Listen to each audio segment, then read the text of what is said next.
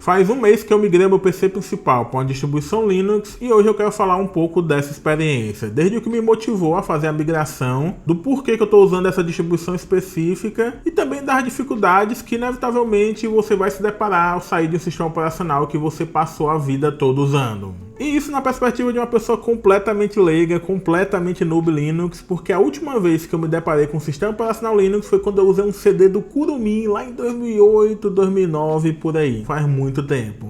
Então aqui é um relato de uma pessoa comum, que não é programador, que não é apaixonado por Linux, mas que cansou das cagadas que a Microsoft tem feito no Windows nos últimos anos. Principalmente esse lance de colocar IA no centro do sistema operacional através do Copilot, que pra mim é intragável. Então a gente vai falar de tudo isso, mas antes uma palavrinha do nosso patrocinador. A gente tem falado muito de Linux aqui no canal, mas nesse começo de ano, se você está precisando de uma chave do Windows, mas não quer dar a bagatela de 1000 conto para comprar no site da Microsoft, minha recomendação é que você pegue uma chave OEM baratinha na gvgmol.com. Até porque usando o meu cupom AG25, o Windows 11 Pro está saindo por R$ 146,00, o Windows 11 Home R$ 124,00 e o Windows 10 LTSC, para quem ainda quer ficar nessa versão do Windows, R$ 78,00. E a ativação é bem simples, você vai receber a sua chave na página de compra da GVGMOL, copia o código, insere no sistema operacional equivalente e pronto, na mesma hora o seu Windows será ativado. Os links da GVGMOL estão na descrição do vídeo, confere lá.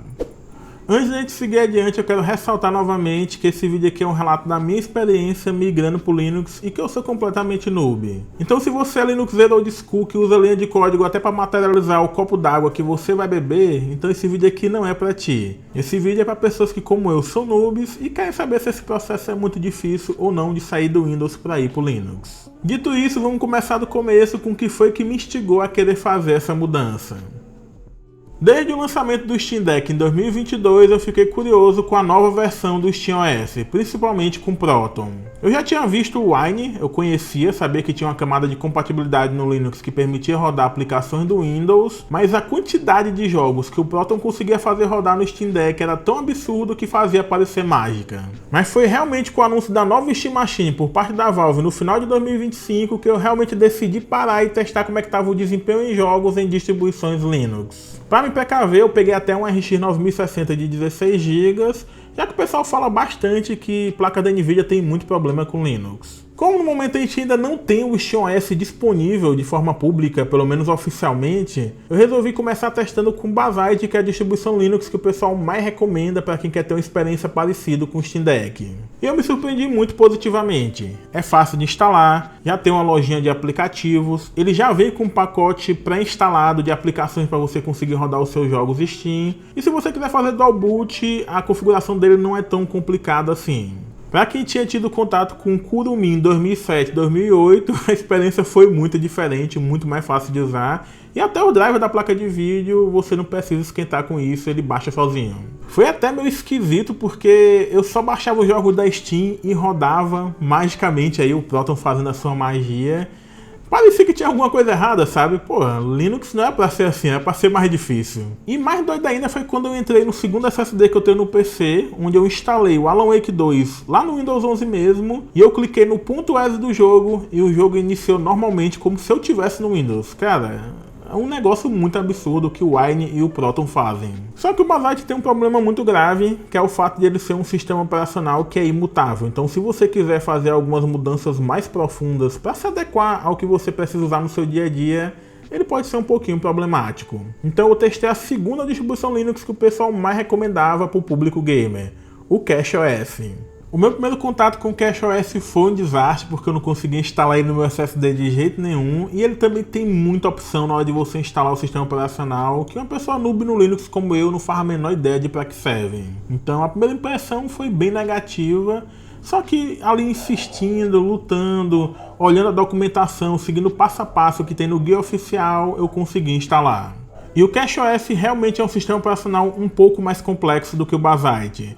Ele tem kernels otimizados para algumas CPUs, ele tem um pacote opcional game, que se você instalar, assim como o Basite, já vai configurar ali no seu PC o Steam e outras aplicações para você rodar seus jogos. E ele também tem um Proton próprio, que é o Proton CashOS, com correções específicas da equipe do CashOS. Basicamente ele é um Arch Linux pré-configurado e com algumas otimizações para o público gamer. Então, para mim, ele está de bom tamanho. Eu até pretendo um dia usar o Arch Linux puro, mas estou muito longe de ter conhecimento para não quebrar, para não simplesmente ter dor de cabeça com isso. Então, para mim, no momento, o CashOS está de boa.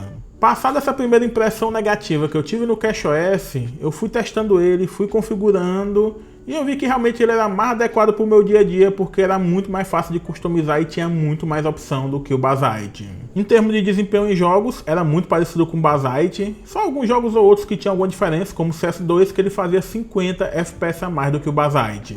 Aí eu creio que é por causa dessa questão de otimização de CPU com kernel próprio. Por outro lado, o Basite era muito mais intuitivo e fácil de usar. Você ia na lojinha, que era o Bazar, baixava as aplicações Flatpak que você queria e pronto. Aqui no CashOS você tem que ir em repositório, aí tem o repositório do CashOS, tem outro que é o Octop, e aí você fica meio confuso, não entende o que está fazendo. Mas tendo paciência, vendo o guia, vendo a documentação do CashOS, você resolve isso e começa a entender a lógica do sistema. Eu gravei alguns vídeos com o CashOS, a instalação dele, eu fiz um vídeo. Depois comparei com o Basite e o Windows 11 em outro vídeo próprio também. E aí eu vi que realmente daria para usar ele e coloquei no meu PC principal. No meu PC de teste aqui, ele é um Ryzen 5 7500F, 32 GB de RAM DDR5 e ele tem um RX 9060 XT. Se bem que a placa de vídeo eu vou trocando de acordo com o vídeo que eu estou gravando. Mas o meu PC principal, ele é um i5 3600K e um RTX 4060, que às vezes eu coloco uma 3060 no lugar também, depende também do que eu estou fazendo. A princípio eu fiquei um pouco receoso de instalar o CashOS nele, porque o pessoal fala muito mal de NVIDIA nessa mistura com Linux, mas eu instalei e rodou de boa as coisas que eu queria. Na verdade foi tão de boa que eu comecei a instalar o WhatsApp, Telegram, Spotify no meu CashOS e deixei de entrar no Windows 11 nos últimos 30 dias. Para não dizer que eu não usei nenhuma vez, eu entrei 2 vezes para usar o Photoshop para editar a thumbnail dos vídeos que eu publico aqui no canal. As vantagens que eu vi no CashOS em relação ao Windows 11, além da questão de privacidade, que eles querem usar nossos dados para treinar IA, é que ele usa menos RAM quando você está jogando, usa menos espaço de armazenamento para as aplicações e também o CashOS é bem mais responsivo.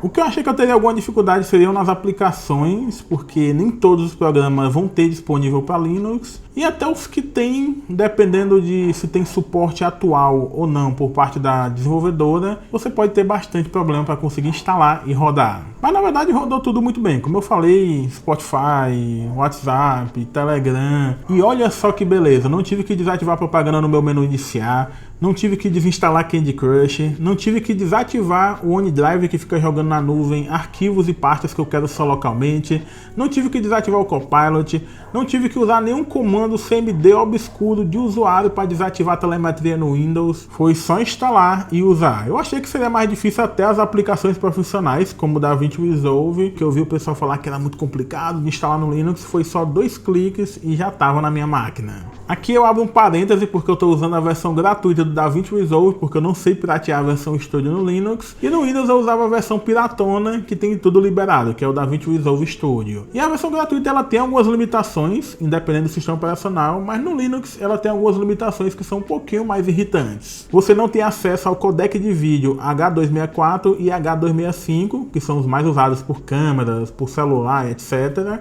E também você não tem o acesso ao codec de áudio AACC. Para contornar esse problema, eu comecei a converter os arquivos de vídeo da câmera que eu uso para um formato e codec que vão ser adequados para usar no DaVinci Resolve, tanto de áudio quanto de vídeo. E as capturas que eu faço no OBS de gameplay, usando o sistema operacional, eu também já estou gravando no OBS com formato de vídeo e de áudio que vão ser compatíveis. Isso funcionou tão bem que todos os vídeos que eu editei e publiquei aqui no canal em 2026 foram editados no DaVinci Resolve usando o CashOS. Para escrever eu estou usando o OnlyOffice, que é um editor de texto bem simples e direto. Para mim ele funciona muito bem. Para editar áudio eu estou usando o Audacity. E para editar imagem, esse aí, como eu falei, no caso de thumbnails e de vídeo aqui do canal, eu ainda estou indo no Windows para editar no Photoshop, mas eu pretendo aprender o Affinity. Antigamente, quando você pensava em Linux, você pensava em coisas que você não poderia fazer. Hoje em dia já não é bem mais o caso. Com o CashOS ou qualquer distribuição Linux que seja decente, você vai fazer basicamente tudo. É claro que não tudo, porque tem alguns programas bem obscuros que seria um pouco difícil de rodar, mas eu creio que hoje em dia as dificuldades são bem menores do que 10 anos atrás. Até o Photoshop, que eu disse que ainda entra no Windows para usar, hoje em dia tem gente que consegue rodar no Linux. Dá muita dor de cabeça, eu não acho que vale a pena, mas é possível. Falando assim, até parece que migrar do Windows para o Linux foi um passeio no parque num dia ensolarado, mas não é bem assim. Na verdade, eu acho importante quem migrar entender que você vai ter dificuldades, você vai ter momentos que não vai nem entender o que diabos é que está acontecendo. E é normal porque, em certo sentido, é como se você estivesse aprendendo uma nova língua. Conceitos como bootloader, kernel, o próprio Proton, ambientes de desktop, tudo isso é uma coisa alienígena para quem vem do Windows. Hoje em dia, graças ao avanço nas interfaces visuais e também na preocupação que os desenvolvedores das distribuições novas têm com o público mais novo, é muito fácil instalar e usar o básico do Linux. Só que a filosofia de resolução de problemas que você tem como estrutura básica do Linux é open source.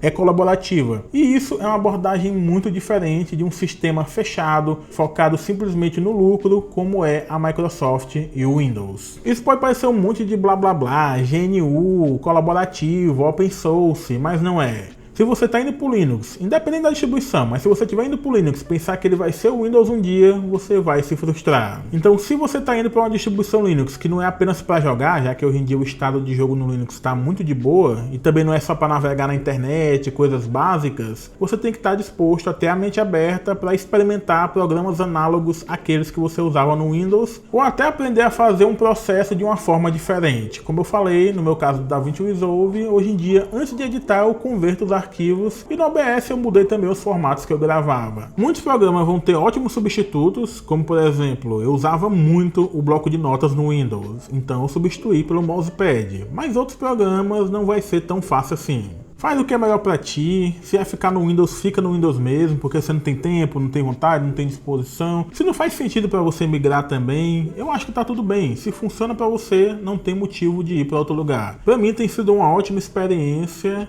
e eu quero expandir isso o máximo que der. Mas se eu tiver algum problema e precisar voltar para o Windows, eu vou voltar sem problema nenhum. Eu tô com Dual Boot exatamente para isso, que é aí uma salvaguarda em algum momento que eu precisar acessar um sistema Windows. Ponderando as coisas boas e as coisas ruins, é inegável que também tem muito espaço para melhorar. Algumas melhorias têm a ver com o kernel Linux em si, algumas melhorias têm a ver com as empresas terceiras tipo a Nvidia, e outras coisas que podem melhorar têm a ver com os desenvolvedores das distribuições, como por exemplo o Basite, que agora está numa confusão danada aí entre os colaboradores. Isso é muito frustrante, parece muito amador. A questão do anti-cheat de jogos online, por exemplo, é uma questão que as empresas que são detentoras desses jogos é que não querem dar suporte para usuários de Linux. Antigamente isso até fazia sentido, porque você tinha que gastar dinheiro, recurso pessoal para manter uma versão paralela ao Windows. Hoje em dia já não é mais assim, com o Proton a galera consegue rodar os jogos, mas o anti-cheat bloqueia o acesso de usuários de Linux. Ark Raiders é um exemplo de jogo online com anti-cheat a nível de kernel, mas que eles simplesmente não quiseram bloquear os usuários de Linux de acessar o jogo deles. O jogo nem tem uma versão de Linux, a galera roda através do Proton, mas funciona muito bem. Eu mesmo comprei ele sabendo que ele rodava bem no Linux e comecei a jogar com uns amigos e tô viciado pra caralho, o jogo é muito bom. A questão dos drivers da Nvidia é outra que não depende do kernel do Linux e nem da galera que desenvolve o Proton. Aí precisa da ajuda da Nvidia para resolver o problema. E é um problema sério porque em jogos DirectX 12 com Proton você perde de 15 a 30% de desempenho usando placa da Nvidia. Dizem que vai ser resolvido esse ano, que a Nvidia está trabalhando no driver beta aí, e eu espero que seja verdade porque vai ajudar muito aos usuários da Nvidia a terem mais disposição para testar distribuições Linux, porque Hoje em dia todo mundo vira a cara porque sabe que vai perder um pouco de FPS. Um pouco não, vai perder bastante FPS. Porém, tem outros problemas que eu acho que não vão embora nunca porque elas são inerentes à questão do software livre no kernel Linux. Como, por exemplo, você não ter um .exe que nem tem no Windows que instala tudo da mesma forma. Isso aí eu acho que não vai mudar porque cada distribuição, cada pessoa vai ter uma necessidade diferente e vai desenvolver isso de uma forma diferente. A própria questão de ter muitas distribuições deixa muita gente confusa, isso aí também eu acho que não vai mudar. A inconsistência de visual que tem entre os ambientes de desktop, entre os programas também, eu acho que é algo que não vai ser resolvido porque não é exatamente o problema, é da natureza de ser um programa de software livre. Então tem muita coisa que eu acho que irrita um certo público, mas que são inerentes ao software livre, inerentes à base do kernel do Linux. Posso estar enganado, comentem aqui embaixo, mas no final eu acho que às vezes a galera queria que o Linux fosse um Windows, mas ao mesmo tempo ela quer que seja um Windows sem ser o Windows. É um negócio meio doido que eu acho que não vai acontecer, porque não tem como. Ah, bem de verdade, se você pegar uma distribuição Linux que seja decente, hoje em dia você consegue jogar, consegue trabalhar e consegue usar no seu dia a dia para lazer também. E diferentemente de, sei lá, 10 anos atrás, você não vai precisar usar nenhuma linha de código se você quiser fazer aquela sua atividade.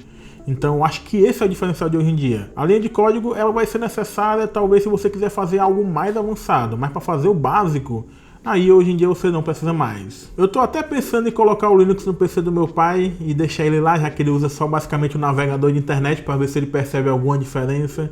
Talvez eu faça isso. Não que eu acho que o Linux vai substituir o Windows, eu acho que isso não vai acontecer. O Windows é grande demais e mesmo que ocorresse ia demorar décadas, mas eu acho que o Linux pode ganhar o seu espaço, pode ganhar uma base maior de usuários e se tornar mais importante. Isso falando em nível de desktop, de usuário normal, porque enfim, eu sei que o Linux é importante para a infraestrutura, é importante para o Android e por aí vai. O próprio lançamento da Steam Machine pode ser uma pedra fundamental que vai aumentar ainda mais essa onda de popularidade que a gente está tendo recentemente com distribuições Linux, já que o SteamOS é uma distribuição Linux. E eu acho que a Valve é grande o suficiente para dar uma balançada na popularidade e trazer uma base maior de usuários para as distribuições Linux, além do SteamOS, é claro.